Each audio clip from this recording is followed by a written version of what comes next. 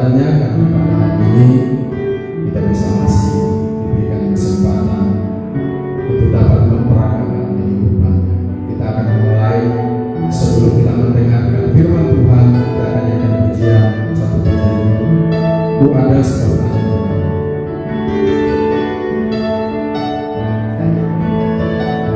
Ku ada sebab anugerah, ku ada karena kasih-Mu, Tuhan Yesus. Ku berterima kasih sebab kasih rahmat-Mu. Terima kasih, terima kasih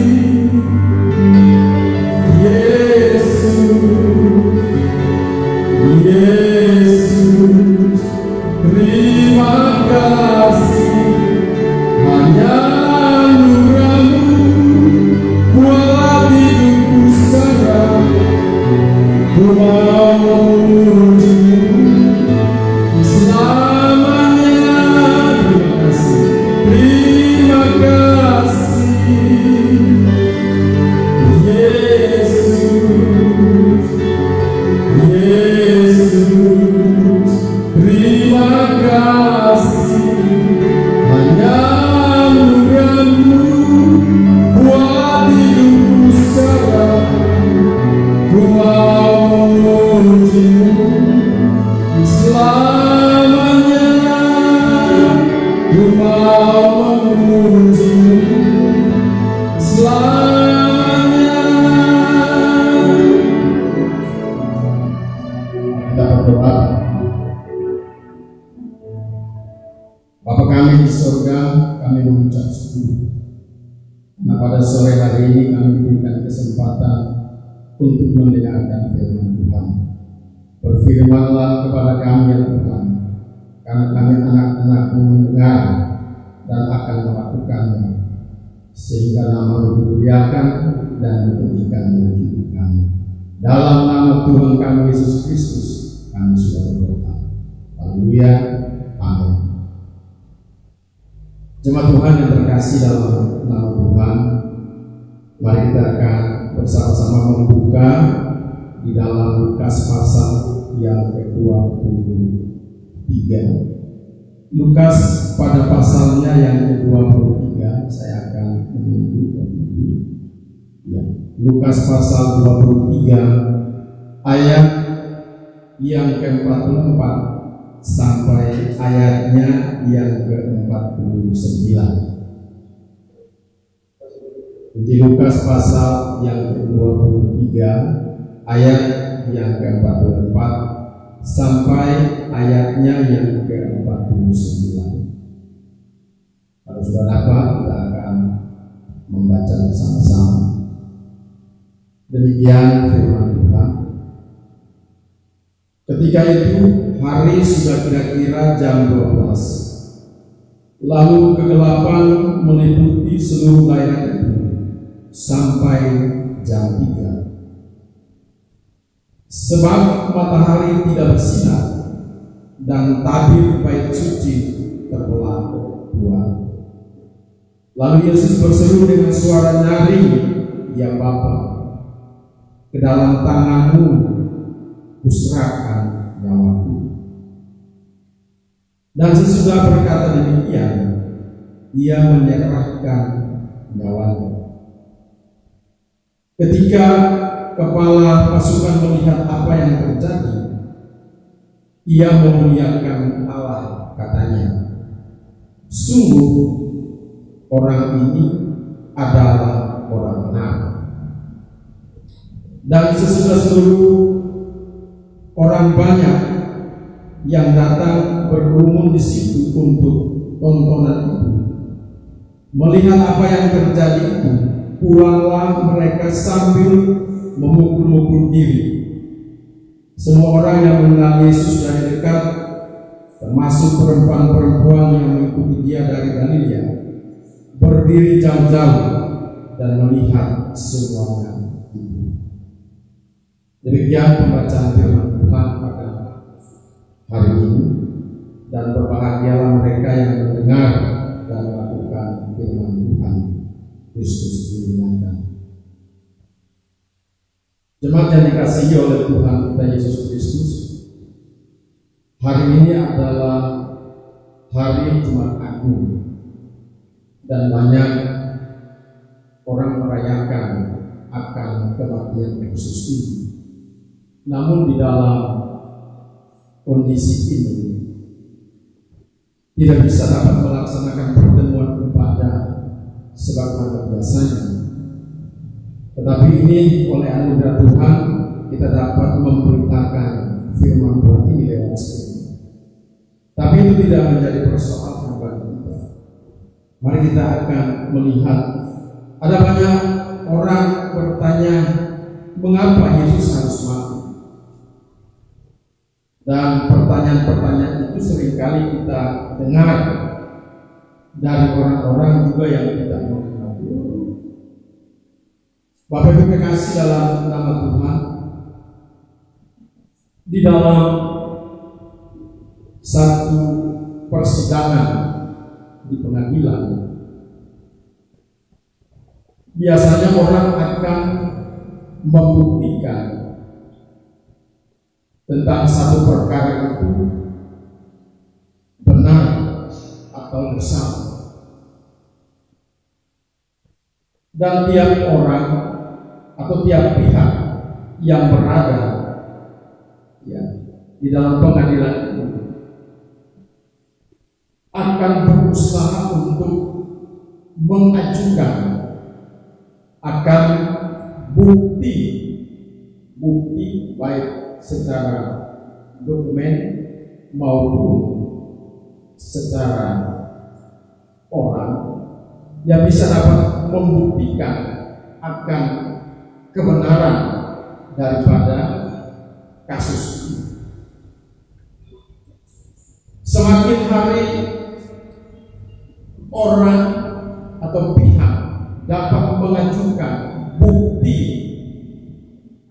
yang nyata daripada kasus ini, berarti semakin hari pembuktian kebenaran itu semakin. Tetapi kalau orang tidak dapat menghadirkan bukti berupa saksi, manusia maupun dokumen dan lain, untuk menang di dalam pertandingan pengadilan ini begitu kecil.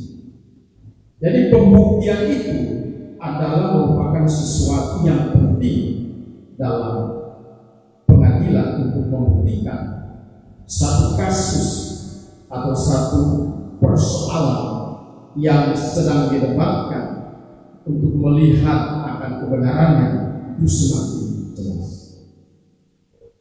Jemaat Tuhan yang terkasih dalam nama Tuhan, kenapa Kristus harus mati di kayu salib? Kita tahu bahwa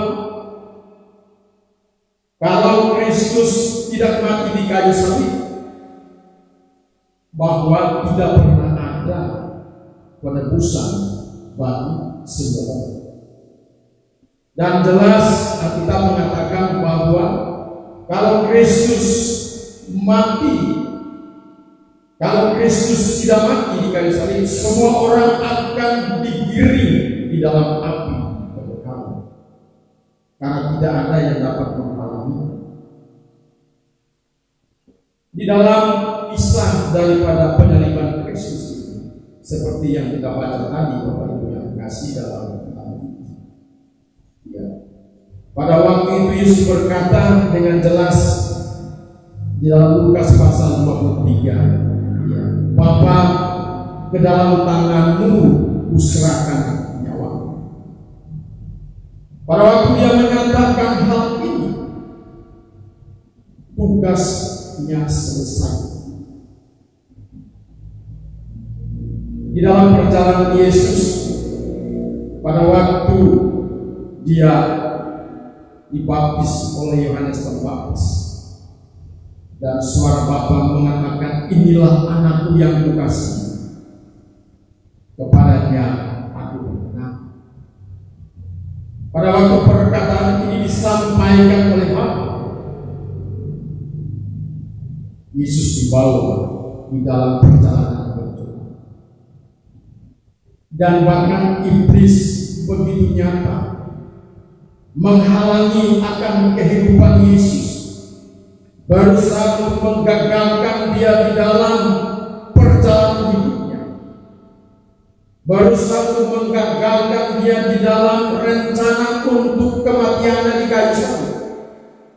Karena iblis tahu kalau sampai hal ini terwujud, dia begitu takut terhadap karya Kristus. Bapak Ibu kekasih, di dalam perjalanan kehidupan Tuhan Yesus ini ada sebuah pertandingan, ada sebuah peperangan yang terjadi antara kuasa kegelapan dan kuasa terang. Terjadi peperangan, dan Kristus harus bisa dapat menunjukkan ketaatan hidupnya yang nyata kepada Allah. Karena dia adalah pribadi yang ditetapkan oleh Allah, menjadi pribadi yang dapat menunjukkan akan contoh ketaatan hidupnya kepada Bapa di dalam dunia. Dia akan menunjukkan kesalahan hidup. Dia akan mengorbankan semuanya untuk pekerjaan dan rencana Bapa terjadi dalam hidup. Itu adalah merupakan satu-satunya pekerjaan dan misi utama Kristus di dalam hidup. Jemaat Tuhan yang terkasih, kenapa Kristus harus menunjukkan hal ini? Yesus Kristus sebagai Tuhan, dia harus menunjukkan hal ini. Karena dia harus menunjukkan hal ini sebagai bukti nyata bahwa iblis yang adalah pesaing di dalam pertandingan ini adalah pribadi yang besar, pribadi yang layak harus. Oleh sebab itu Yesus membuktikan hal ini dalam kehidupan, dan dia menyatakan ini sampai mati di kayu salib. Dia begitu taat kepada Bapa, dan iblis pun melihat itu. Dan pada waktu dia menyelesaikan akan kematiannya di kayu salib, dia membuktikan bahwa iblis itu bersalah. Jemaat Tuhan yang terkasih dalam nama Tuhan, mari kita belajar di dalam kehidupan. Kita melihat pengorbanan Tuhan Yesus itu bukan sesuatu yang biasa. Dia mengorbankan bukan saja akan fisiknya, tapi psikisnya juga dia korbankan sampai kematian dari kayu salib. Dia berani mempertaruhkan akan hati. Oleh itu pada waktu dia telah menyelesaikan akan pertandingan ini di hadapan Bapanya, dengan baik dia menyelesaikan, dia menjadi pokok di dalam keselamatan. Dia menjadi sumber pengubah bagi manusia yang berdosa untuk menjadi pribadi yang dapat hidup di dalam perkenanan kepada Kristus. Dia dapat menjadi pribadi pengubah orang untuk hidup menjadi pribadi yang sempurna seperti Bapa dan serupa seperti Kristus. Ini bukan sesuatu yang mudah. Kristus telah menyelesaikannya dengan baik. Kristus telah melakukannya dengan baik. Dia telah menunjukkan akan hal ini kepada Bapa, dan hal ini juga akan menjadi nyata bagi kehidupan saya semua. Yang kedua, mari kita belajar untuk memiliki model hidup Tuhan Yesus Kristus dalam kehidupan. Untuk dapat memiliki model hidup seperti Tuhan Yesus Kristus itu bukan sesuatu yang gampang, itu bukan sesuatu yang otomatis, itu bukan sesuatu yang mudah seperti kita membalik telapak, tetapi itu sesuatu model pribadi yang harus kita perjuangkan. Dia telah memperjuangkan akan kesalahan hidup, dia telah mempertaruhkan akan ketaatannya sampai mati di kayu salib dengan bukti kebenaran ini. Hal ini menjadi contoh bagi saya dan saudara. Pribadi Kristus menjadi pribadi yang harus menjadi teladan bagi hidup saya dan saudara. Menjadi orang Kristen berarti kita mencemplungkan diri kita pada pergumulan untuk menjadi seperti Kristus, memiliki pribadi Kristus yang adalah model kehidupan yang berkenan kepada Bapa. Ini bukan sesuatu yang mudah, ini sulit, ini sukar, dan itu bukan terjadi dalam sesaat. Itu seumur hidup kita harus memperjuangkan ini. Kita harus memperkarakan ini tiap detik dengan Tuhan, supaya waktu-waktu yang kita lalui dalam kehidupan kita punya pengalaman iman dengan Kristus. Jemaat Tuhan yang terkasih dalam nama Tuhan, dalam kehidupan saya dan saudara, mana yang harus kita contoh?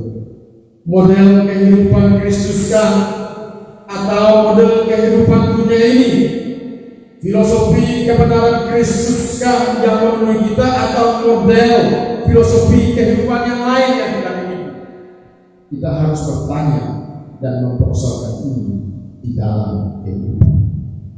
Ada banyak orang Kristen yang mereka selalu beribadah, mereka selalu mempergunakan atribut rohani di dalam kehidupan mereka, tetapi kehidupan mereka, karakter mereka, nurani mereka masih jauh daripada apa yang menjadi target atau keinginan Allah. Mari kita belajar, kita bersyukur dan berterima kasih kepada Tuhan Yesus Kristus. Kalau kita dapat mengenakan model kehidupan Kristus dalam hidup ini, dan kita dapat berusaha mempersoalkan ini setiap hari dengan Allah, sampai kita dapat mencapai akan kesalahan hidupnya, kita dapat membuktikan bahwa iblis itu bersalah. Kita dapat membuktikan bahwa iblis yang tidak punya hak dalam kehidupan anak-anaknya, yang punya hak dalam kehidupan anak-anaknya adalah Tuhan Yesus Kristus.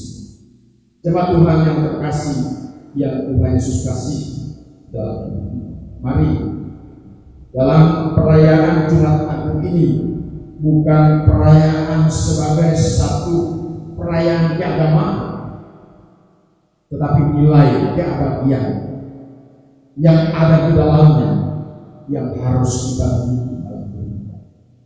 Mari kita bertanya dalam kehidupan, apakah sampai hari ini saya telah memiliki pribadi Kristus yang menguasai diri saya, atau belum bisa saya mencapai, atau sedang saya memperjuangkannya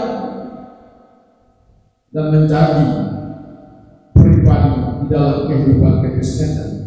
Itu bukan sesuatu yang mudah. Tapi kalau dia pribadi masih menganggap bahwa menjadi orang Kristen itu senang, enak, saudara-saudara perlu untuk dapat mempertanyakan iman saudara. Karena Yesus telah menyatakan hal ini. Yesus telah membuktikan hal ini dalam kehidupannya, di mana dia berusaha untuk dapat melakukan yang terbaik dalam ketaatan hidupnya kepada Bapa, sehingga dia menjadi pemenang, menjadi pengubah. Dia dapat membawa tiap pribadi orang Kristen menjadi pribadi-pribadi yang dapat memperagakan kehidupan Kristus. Saudara dan saya berada di pihak mana? Yesus kan atau bukan Yesus? Keputusan itu pada diri saudara dan saya. Tuhan memberkati kita pada sore hari ini. Selamat Paskah, selamat Jumat Agung. Tuhan memberkati. Mari kita berdoa. Bapa kami di surga, terima kasih kami telah mendengarkan firman Tuhan dan memberkati sidang jemaat Tuhan yang mengikuti akan pemberitaan firman Tuhan lewat acara ini. Tuhan kuatkan mereka, bahkan anak-anakku yang memberi waktu mereka untuk mendengarkan, Tuhan akan memakai mereka. Mereka dapat memperagakan kehidupan Kristus di dalam hidup mereka. Dalam nama Tuhan kami Yesus Kristus, kami sudah berdoa. Haleluya. Amin. Tuhan, bersama dengan Gereja Robot Sekawan, kita akan memulai dengan ibadah perayaan kematian Tuhan kita Yesus Kristus. Kita bersyukur kepadanya karena pada hari ini kita bisa masih diberikan kesempatan untuk dapat memperagakan kehidupannya. Kita akan memulai, sebelum kita mendengarkan firman Tuhan, kita akan nyanyikan pujian satu pujian. Ku ada sebab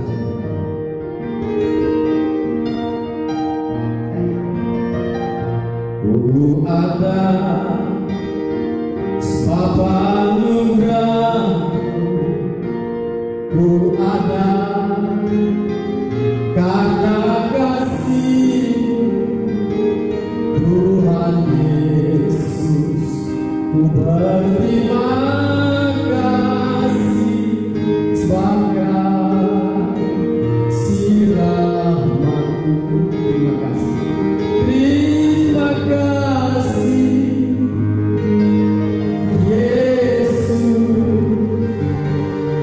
Yesus, Yesus. Terima kasih, hanya anugerah-Mu buat hidupku sekarang. Ku mau memuji-Mu selamanya. Terima kasih, terima kasih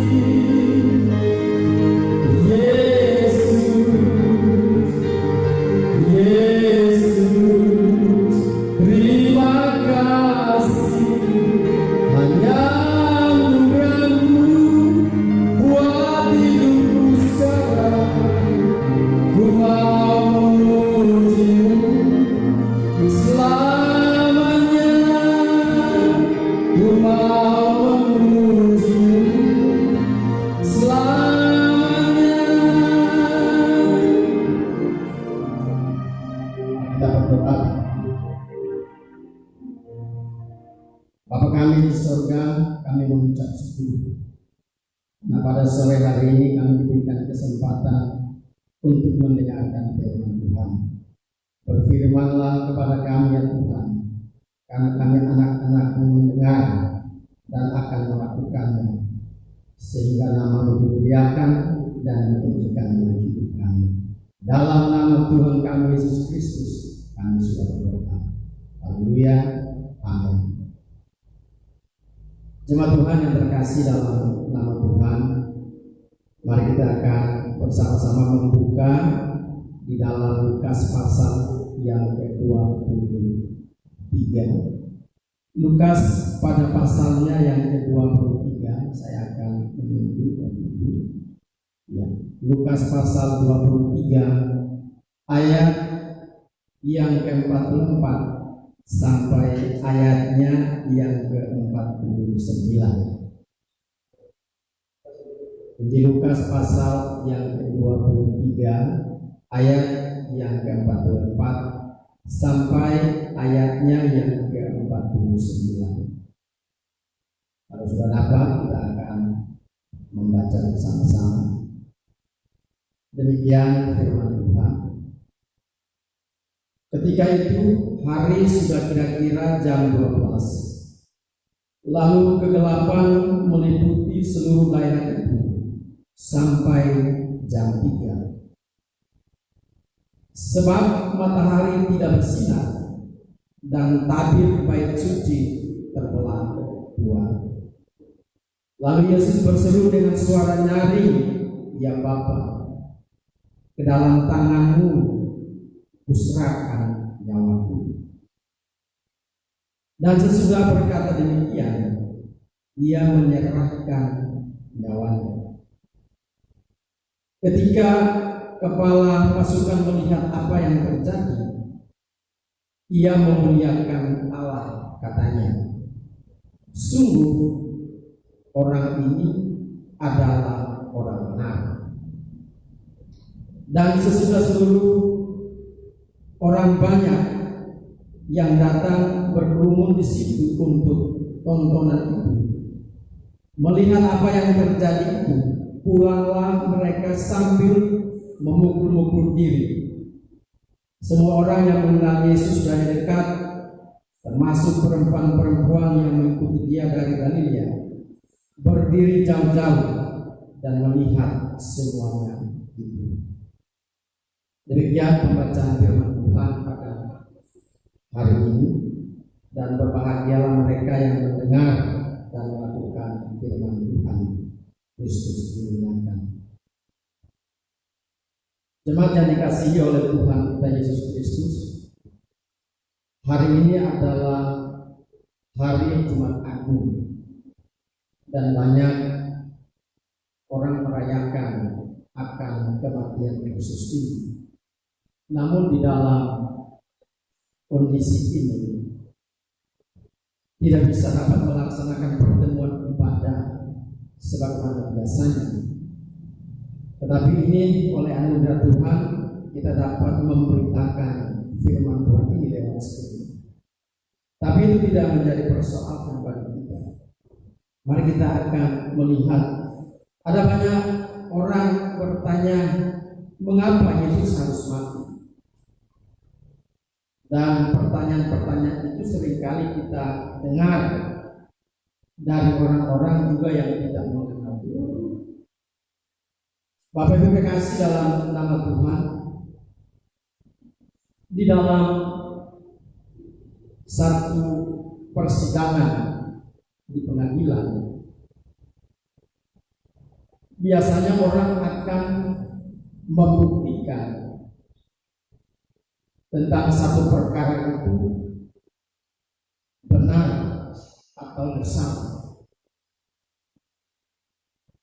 Dan tiap orang atau tiap pihak yang berada di dalam pengadilan itu akan berusaha untuk mengajukan akan bukti baik secara dokumen maupun secara orang yang bisa dapat membuktikan akan kebenaran daripada kasus ini. Semakin hari orang atau pihak dapat mengajukan bukti yang nyata daripada kasus ini, berarti semakin hari pembuktian kebenaran itu semakin. Tetapi kalau orang tidak dapat menghadirkan bukti berupa saksi, manusia maupun dokumen dan lain, untuk menang di dalam pertandingan pengadilan ini begitu kecil. Jadi pembuktian itu adalah merupakan sesuatu yang penting dalam pengadilan untuk membuktikan satu kasus atau satu persoalan yang sedang didebatkan untuk melihat akan kebenarannya itu semakin jelas. Jemaat Tuhan yang terkasih dalam nama Tuhan, kenapa Kristus harus mati di kayu salib? Kita tahu bahwa kalau Kristus tidak mati di kayu salib, bahwa tidak pernah ada penebusan bagi semua orang. Dan jelas Alkitab mengatakan bahwa kalau Kristus mati, kalau Kristus tidak mati di kayu salib, semua orang akan digiring di dalam api kekekalan, karena tidak ada yang dapat mengalami. Di dalam kisah daripada penyaliban Kristus ini, seperti yang kita baca tadi, Bapak Ibu yang dikasih dalam pada waktu itu Yesus berkata dengan jelas Di dalam Lukas pasal 23, ya, Bapa, ke dalam tanganmu kuserahkan nyawa. Pada waktu dia menyatakan hal ini, tugasnya selesai. Di dalam perjalanan Yesus, pada waktu dia dibaptis oleh Yohanes Pembaptis, dan suara Bapa mengatakan, inilah anakku yang kukasihi, kepadanya aku berkenan. Pada waktu perkataan ini disampaikan oleh Bapa, Yesus dibawa di dalam perjalanan berdoa. Dan bahkan iblis begitu nyata menghalangi akan kehidupan Yesus, berusaha untuk menggagalkan dia di dalam perjalanan hidupnya, berusaha untuk menggagalkan dia di dalam rencana untuk kematiannya di kayu salib. Karena iblis tahu kalau sampai hal ini terwujud, dia betul takut terhadap karya Kristus. Bapak Ibu kekasih, di dalam perjalanan kehidupan Tuhan Yesus ini ada sebuah pertandingan, ada sebuah peperangan yang terjadi antara kuasa kegelapan dan kuasa terang. Terjadi peperangan, dan Kristus harus bisa dapat menunjukkan ketaatan hidupnya yang nyata kepada Allah. Karena dia adalah pribadi yang ditetapkan oleh Allah, menjadi pribadi yang dapat menunjukkan akan contoh ketaatan hidupnya kepada Bapa di dalam dunia. Dia akan menunjukkan kesalehan hidup. Dia akan mengorbankan semuanya untuk pekerjaan dan rencana Bapa terjadi dalam hidup. Itu adalah merupakan satu-satunya pekerjaan dan misi utama Kristus di dalam hidup. Jemaat Tuhan yang terkasih, kenapa Kristus harus menunjukkan hal ini? Yesus Kristus sebagai Tuhan, dia harus menunjukkan hal ini. Karena dia harus menunjukkan hal ini sebagai bukti nyata bahwa iblis yang adalah pesaing di dalam pertandingan ini adalah pribadi yang besar, pribadi yang layak harus. Oleh sebab itu Yesus membuktikan hal ini dalam kehidupan, dan dia menyatakan ini sampai mati di kayu salib. Dia begitu taat kepada Bapa, dan iblis pun melihat itu. Dan pada waktu dia menyelesaikan akan kematiannya di kayu salib, dia membuktikan bahwa iblis itu bersalah. Jemaat Tuhan yang terkasih dalam nama Tuhan, mari kita belajar di dalam kehidupan. Kita melihat pengorbanan Tuhan Yesus itu bukan sesuatu yang biasa. Dia mengorbankan bukan saja akan fisiknya, tapi psikisnya juga dia korbankan sampai kematian di kayu salib. Dia berani mempertaruhkan akan hati. Oleh sebab itu pada waktu dia telah menyelesaikan akan pertandingan ini di hadapan Bapaknya, dengan baik dia menyelesaikan, dia menjadi pokok di dalam keselamatan. Dia menjadi sumber pengubah bagi manusia yang berdosa untuk menjadi pribadi yang dapat hidup di dalam perkenanan kepada Kristus. Dia dapat menjadi pribadi pengubah orang untuk hidup menjadi pribadi yang sempurna seperti Bapa dan serupa seperti Kristus. Ini bukan sesuatu yang mudah. Kristus telah menyelesaikannya dengan baik. Kristus telah melakukannya dengan baik. Dia telah menunjukkan akan hal ini kepada Bapa. Dan hal ini juga akan menjadi nyata bagi kehidupan saya dan saudara. Yang kedua, mari kita belajar untuk memiliki model hidup Tuhan Yesus Kristus dalam kehidupan. Untuk dapat memiliki model hidup seperti Tuhan Yesus Kristus, itu bukan sesuatu yang gampang. Itu bukan sesuatu yang otomatis.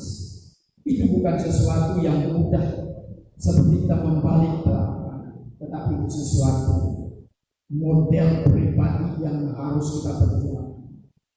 Dia telah memperjuangkan akan kesalahan hidup. Dia telah mempertaruhkan akan ketaatannya sampai mati di kayu salib dengan bukti kebenaran ini. Hal ini menjadi contoh bagi saya dan saudara. Pribadi Kristus menjadi pribadi yang harus menjadi teladan bagi hidup saya dan saudara. Menjadi orang Kristen berarti kita mencemplungkan diri kita pada pergumulan untuk menjadi seperti Kristus, memiliki pribadi Kristus yang adalah model kehidupan yang berkenan kepada Bapa. Ini bukan sesuatu yang mudah, ini sulit, ini sukar. Dan itu bukan terjadi dalam sesaat.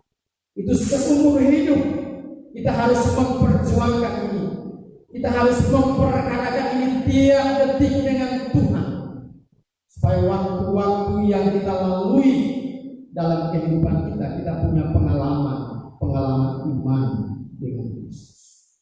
Jemaat Tuhan yang terkasih dalam nama Tuhan, dalam kehidupan saya dan saudara, mana yang harus kita contoh? Model kehidupan Kristuskah atau model kehidupan dunia ini?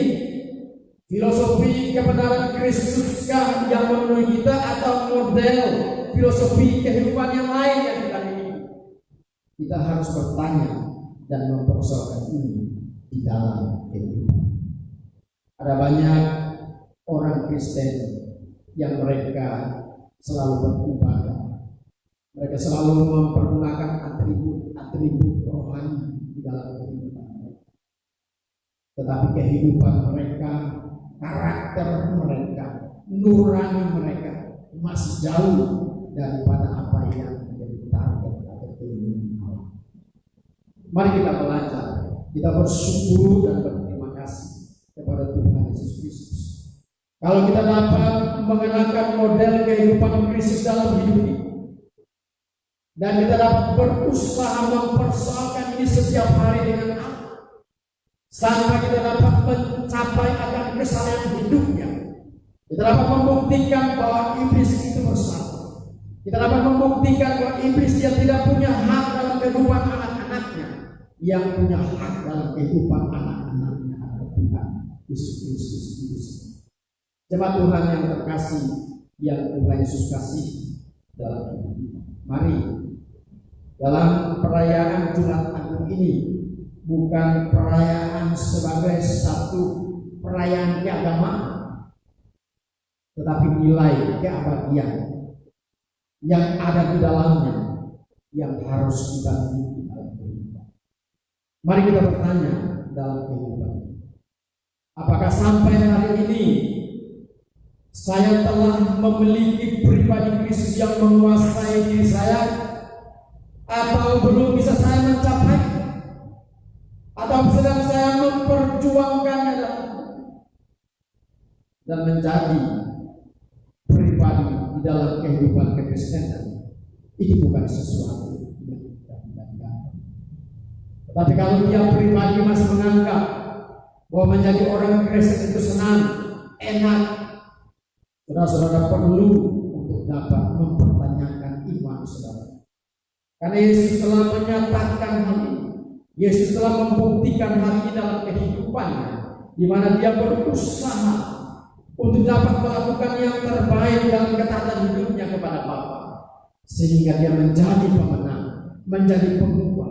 Dia dapat membawa tiap pribadi orang Kristen menjadi pribadi-pribadi yang dapat memperagakan kehidupan Kristus. Saudara dan saya berada di pihak mana? Yesus kan atau bukan Yesus? Keputusan itu pada diri saudara dan saya. Tuhan memberkati kita pada sore hari ini. Selamat Paskah, selamat Jumat Agung. Tuhan memberkati. Mari kita berdoa. Bapa kami di surga, terima kasih kami telah mendengarkan firman Tuhan, memberkati sidang jemaat Tuhan yang mengikuti akan pemberitaan firman Tuhan lewat acara ini. Tuhan menguatkan mereka, bahkan anak-anakku yang memberi waktu mereka untuk mendengarkan. Tuhan akan memakai mereka, mereka dapat memperagakan kehidupan Kristus di dalam hidup mereka. Dalam nama Tuhan kami Yesus Kristus kami sudah berdoa. Haleluya.